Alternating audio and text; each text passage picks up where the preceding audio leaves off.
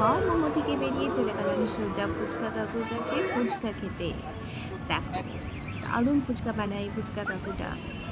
আর আমাদের একটাই কাজ, বেরিয়ে শুধু খেতেই থাকি খেতেই থাকি খেতেই থাকি, আর সাথে ভিডিও করতেও ভুলি না। ইয়াম্মি ছিল ফুচকাগুলো, খেতে খেতেও আমরা খুব মজা করি।